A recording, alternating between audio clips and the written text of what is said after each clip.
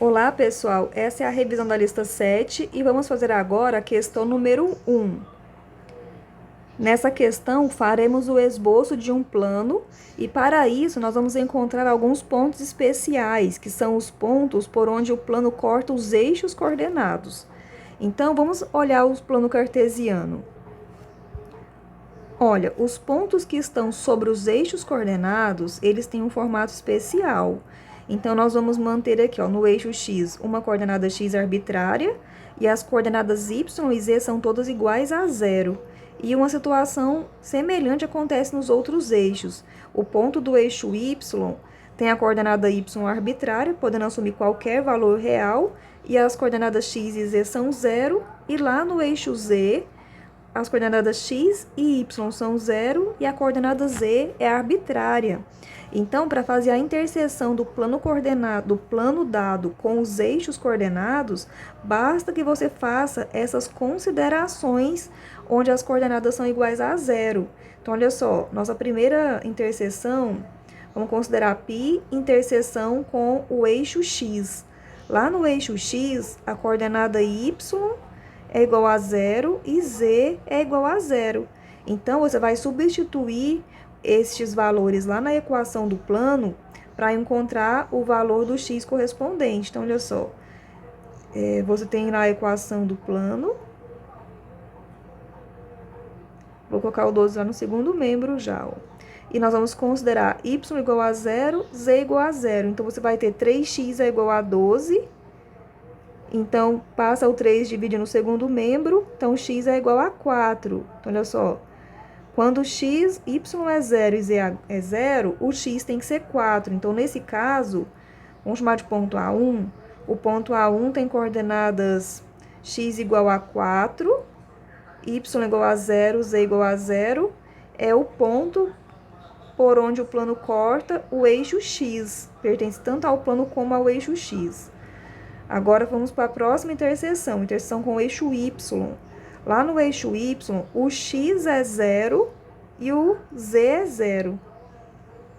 Então, fazendo essa consideração na equação do plano, então, 3x mais 4y mais 2z igual a 12. Faça x igual a 0 e z igual a 0.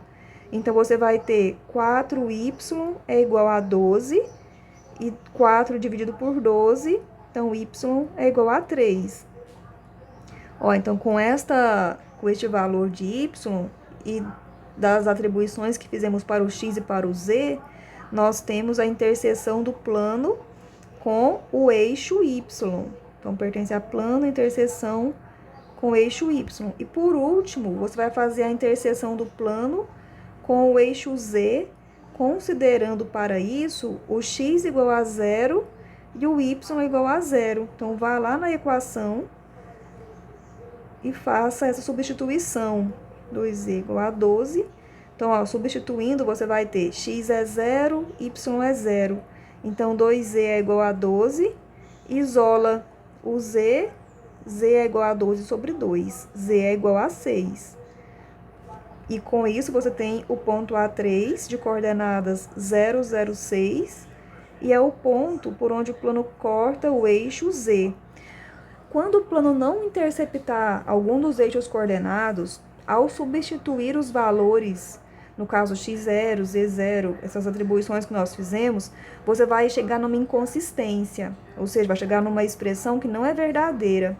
E aí você vai concluir que o plano não intercepta aquele eixo correspondente que você está trabalhando, certo?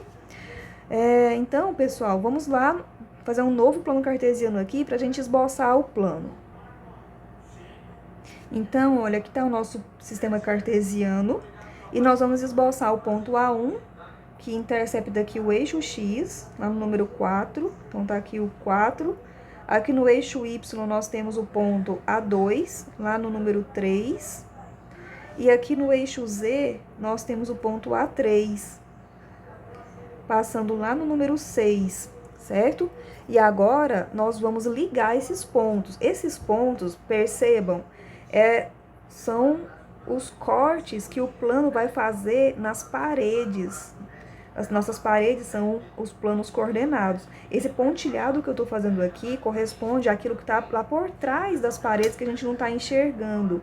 É como se você fosse um observador que visualiza o primeiro octante. Então, ó, o que está lá por trás, você pode colocar pontilhado se você quiser. Aqui é a mesma coisa, ó, vamos pontilhar aquilo que a gente não consegue enxergar. E aqui está nosso plano. Você tem que perceber que esse plano é infinito. Eu convido vocês a clicarem naquele link que está lá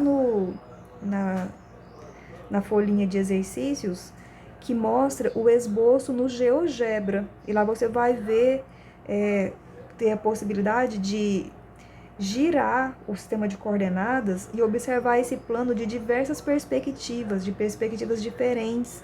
Então, você vai perceber bem direitinho como que esse plano corta os planos coordenados. Então, é isso aí, pessoal.